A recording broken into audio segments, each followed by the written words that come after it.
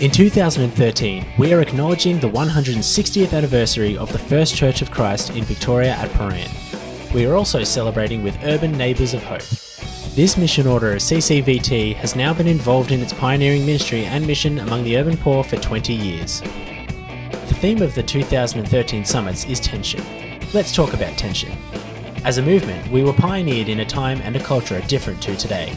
We seek to be true to the DNA given to us by God in 1853, and we continue to discover ways to live this out in the 21st century. This is a point of tension, even for those of us who came along a bit later. We best discover God's future in the creative tension between our present and past reality and His kingdom dream for the world. That's the place where the Holy Spirit works best.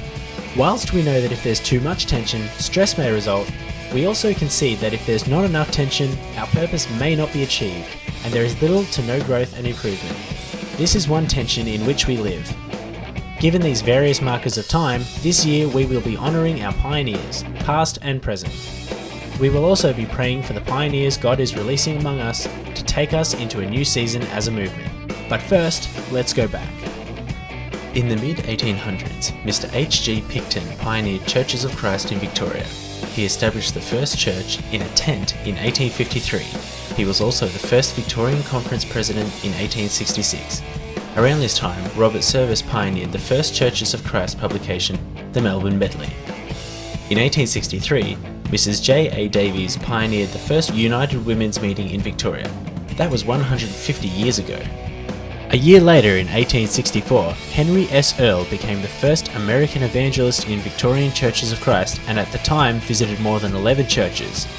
During the 1870s and right up to the early 1900s, Mr. W. D. Little was a pioneer evangelist in country Victorian congregations, and from 1879 to 1883, Stephen Cheek was also a pioneering evangelist in 5 or more congregations across Victoria and Tasmania.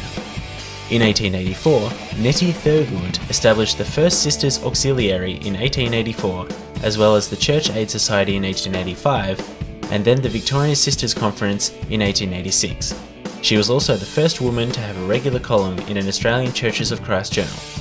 Nettie and her husband Charles also pioneered the introduction of Christian endeavour to Churches of Christ in the late 1800s. Around the 1880s and 90s, Joseph Pittman and his wife became benefactors and founders of the Armadale Rescue Home for Women.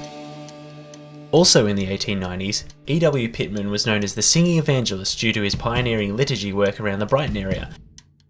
Henry George Harwood was a pioneer of tent missions in Victoria, and Frank McLean pioneered mission among Melbourne's Chinese community in 1893, establishing the Chinese mission in Queensbury Street in Melbourne, of which William Hing became the first Chinese ministry assistant. Mary Thompson was a pioneering missionary, the first Australian Churches of Christ missionary, lay or ordained, male or female, to serve overseas. And Aaron Burr Maston established the Austral Printing and Publishing Company and the longest-running journal of Churches of Christ in Australia, the Australian Christian. He also produced the most comprehensive history of the congregations of Churches of Christ in Australasia, the Jubilee Pictorial History.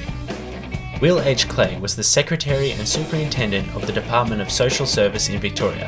His initiatives led to the establishment of 3 aged care facilities, the Christian Guest Home, the Emmaus Rest Home, and the Murrumbina Nursing Home. In 1910, Charles Hardy and W.C. Craigie were founding members of the Church Extension Committee at Lygon Street. A couple of years later, Dr. William Alfred Kent pioneered the introduction of the Kappa Sigma Pi and the Phi Beta Pi clubs among the Churches of Christ young adults. In 1918, R.T. Pittman and Reg Ennis originated the first Sunday school material prepared by and for Churches of Christ. Thomas Bagley pioneered the Chapel Built in a Day events in Preston. He was a renowned leader of Victorian Home Missions, of which he was both Secretary and President, and was also Victorian Conference Secretary. In the mid-1920s, Eddie Atkinson became the first Southern Australian Aboriginal man to become a minister in a position at Australian Inland Mission, and then later a salaried minister in Churches of Christ around 1946. Around 1937, T.H. Scambler became the first chair of the Victorian Churches of Christ Committee for the Promotion of Christian Union, as well as serving as an army chaplain in World War I. In 1944, Alan Brooke became the first Churches of Christ Chaplain General of the Australian Defence Forces. Around the mid to late 40s, Edwin Lyle Williams made his name as our greatest theological thinker of the 20th century and was principal of the College of the Bible from 1944 to 1973. Around the 1950s, Rita Roberts was a beloved leader of the Good Companion Girls Clubs for many decades. Pastor Sir Douglas Nicholls established the Gore Street Aborigines Mission in Fitzroy and was a great leader of Aboriginal people. And in 1956, Lady Gladys Nicholls became the founder and matron of Indigenous Girls Hostel in Northcote and was a co-founder of the Women's Auxiliary of Victorian Aborigines Advancement League in 1957. She was also the founder and coordinator of Aboriginal Children's Christmas Giving Tree, a Sunday school teacher at Gore Street, and made it onto the Victorian Women's Honour Roll in 2008. In the 60s and 70s, Ken Clinton was busy being the first secretary of the Australian Churches of Christ Historical Society, which he then chaired for 22 years. He was also a lecturer at the College of the Bible and served on the Victorian and Federal Literature departments also for 22 years. In the early 90s, Phil Davis became the first female conference president for Victoria.